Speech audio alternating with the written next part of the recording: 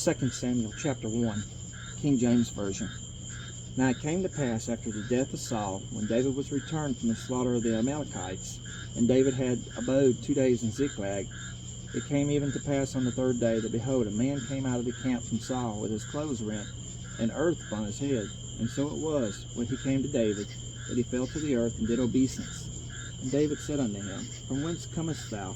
And he said unto him, Out of the camp of Israel am I escaped. And David said unto him, How went the matter? I pray thee, tell me. And he answered, That the people are fled from the battle, and many of the people also are fallen and dead. And Saul and Jonathan his son are dead also. And David said unto the young man that told him, How knowest thou that Saul and Jonathan his son be dead? And the young man that told him said, As I happened by chance upon Mount Gilboa, behold, Saul leaned upon his spear, and lo, the chariots and horsemen followed hard after him. And when he looked behind him, he saw me, and called unto me, and I answered, Here am I. And he said unto me, Who art thou? And I answered him, I am an Amalekite. He said unto me again, Stand, I pray thee, upon me, and slay me, for anguish is come upon me, because my life is yet whole in me. So I stood upon him and slew him, because I was sure that he could not live after that he was fallen. And I took the crown that was upon his head, and the bracelet that was on his arm, and have brought them hither unto my Lord. Then David took hold on his clothes and rent them, and likewise all the men that were with him. And they mourned and wept and fasted even until evening, for Saul and for Jonathan his son, and for the people of the Lord, and for the house of Israel, because they were fallen by the sword. And David said unto the young man that told him, Whence art thou? And he answered, I am the son of a stranger, an Amalekite. And David said unto him, How wast thou not afraid to stretch forth thine hand to destroy the Lord's anointed? And David called one of the young men, and said, Go near and fall upon him. And he smote him that he died. And David said unto him, Thy blood be upon thy head, for thy mouth hath testified against thee, saying, I have slain the Lord's anointed.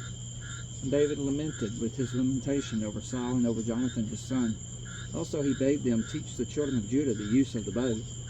Behold, it is written in the book of Jasher, The beauty of Israel is slain upon thy high places. How are the mighty fallen? Tell it not in Gath, publish it not in the streets of Ashkelon, lest the daughters of the Philistines rejoice, lest the daughters of the uncircumcised triumph.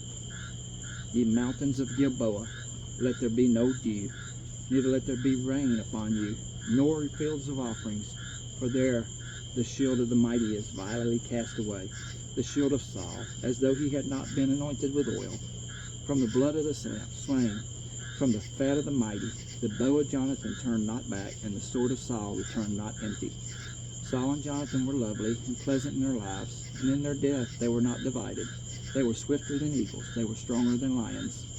Ye daughters of Israel, weep over Saul, who clothed you in scarlet with other delights, who put on ornaments of gold upon your apparel. How are the mighty fallen in the midst of the battle? O Jonathan, thou wast slain in thine high places. I am distressed for thee, my brother Jonathan. Very pleasant hast thou been unto me. Thy love to me was wonderful, passing the love of women. How are the mighty fallen, and the weapons of war perished?